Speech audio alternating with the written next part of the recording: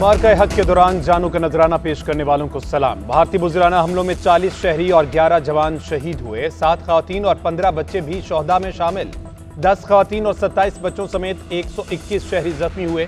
ISPR के मुताबिक मुसल्लह अफवाज ने दुश्मन के अहदाफ को चुन चुन कर निशाना बनाया।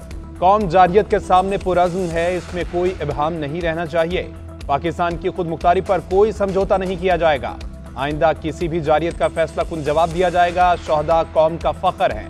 अजीम कुर्बानी को कभी फरामोश नहीं किया जाएगा।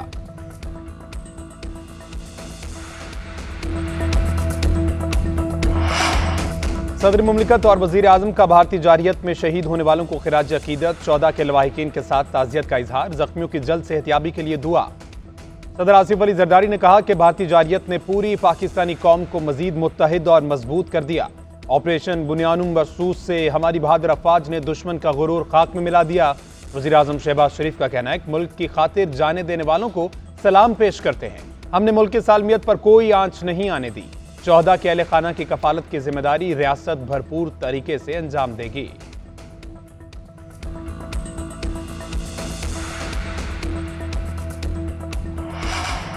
पाकिस्तान और भारत के दरमियान जंगबंदी नाजुक मामला है। पाकिस्तान सीज फायर को आगे बढ़ाना चाहता है। नायब वज़ीर आज़म इसहाक डार का CNN को इंटरव्यू।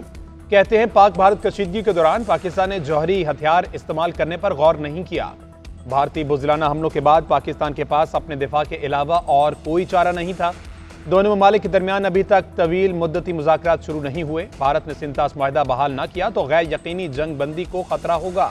पाकिस्तान का पानी रोकने के किसी भी अमल को जंग तस्वुर किया जाएगा।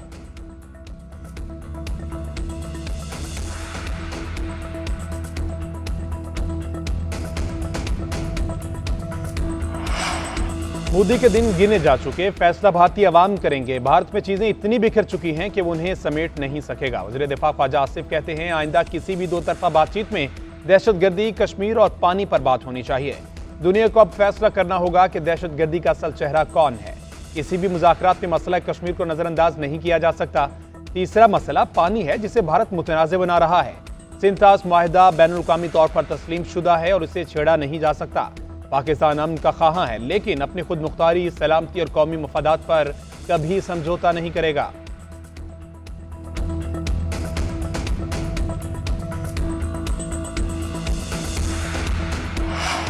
नरेंद्र मोदी का एजेंडा इंतहा पसंदी है। मोदी ने हिंदुत्व सोच को पूरी दुनिया में फैलाने की कोशिश की। इस कोशिश में खुद ही बेनकाब हो गया। इना रबानी खर के कौमी असम्बली में इज़हार ख्याल कहती हैं जारियत में भारत ने ही पहल की। पाकिस्तान ने जिम्मेदार रियासत होने का सबूत दिया। कादिर पटेल बोले इस एवार में मौजूद तमाम जमातों ने एक तारीखी इत्तेहाद का मुजाहरा किया। सियासी क़यादत के साथ सिपा सलार को खराज तहसीन पेश करता हूँ। हमने साबित किया कि जंग नहीं चाहते लेकिन मुसल्लत की तो जवाब देंगे। तारिक फजल चौधरी ने कहा 10 मई के बाद एक नया पाकिस्तान उभर कर सामने आया। इंडिया ने हमले की हिमाकत इसलिए की कि वो समझता था कि हम बटे हुए हैं। पूरी दुनिया में पाकिस्तानी मीडिया की फिज़ेराई हुई और भारतीय मीडिया को हज़ीमत का सामना करना पड़ा।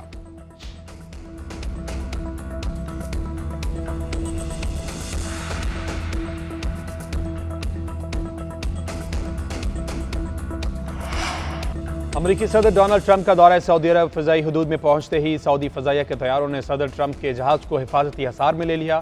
सऊदी वली अहद ने रियाज एयरपोर्ट पर इस्तकबाल किया। घुड़सवारों के हसार में रॉयल पैलेस पहुंचाया गया। रवायती अरबी कहवा पेश। सदर ट्रंप और सऊदी वली अहद शहजादा मोहम्मद बिन सलमान के दरमियान 1-on-1 मुलाकात। खित्ते की मौजूदा सूरत हाल पर तबादला ख्याल किया गया। अमरीका और सऊदी अरब के दरमियान $600 मिलियन के मुआहदे होंगे।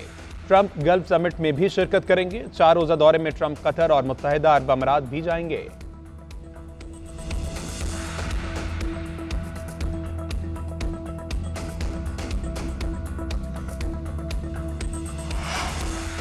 टैक्स चोरों के खिलाफ घेरा तंग। वज़ीर आज़म का भरपूर कार्रवाई का हुक्म। टैक्स चोरी में मुआवनत करने वाले अफसरान और एहलकारों का भी एहतसाब होगा।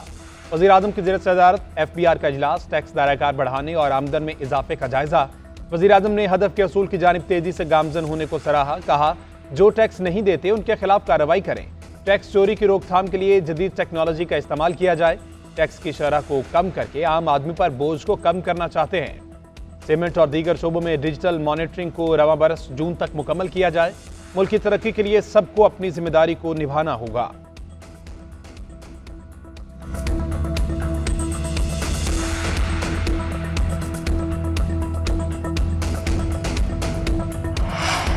मखसूस नशिस्तों के फैसले के खिलाफ नजरसानी केस सुन्नी इत्तेहाद काउंसिल ने जवाब जमा कराने के लिए वक्त मांग लिया। मौक़िफ़ इख्तियार किया कि पहली समाअत पर नोटिस ही मौसूल नहीं हुआ, दूसरी समाअत पर जंग छिड़ चुकी थी। आईनी बेंच की तश्कील पर एतराज उठाने के लिए बाज़ाब्ता मुतफर्रिक दरख्वास्त दायर करनी है। जस्टिस मुसर्रत हिलाली ने रिमार्क दिए, आप दरख्वास्त फाइल करना चाह रहे हैं या समाअत मुलतवी कराना चाहते हैं। जस्टिस जमाल मुंदकिल ने रिमार्क दिए कि मेरे ख्याल में सबको सुनवाई का मुनासिब मौका मिलना चाहिए। अगर मुतफर्रिक दरख्वास्त दायर करने के लिए वक्त दिया जाए तो फर्क नहीं पड़ेगा। 11 रुकनी आईनी बेंच ने समाअत 19 मई तक मुलतवी कर दी।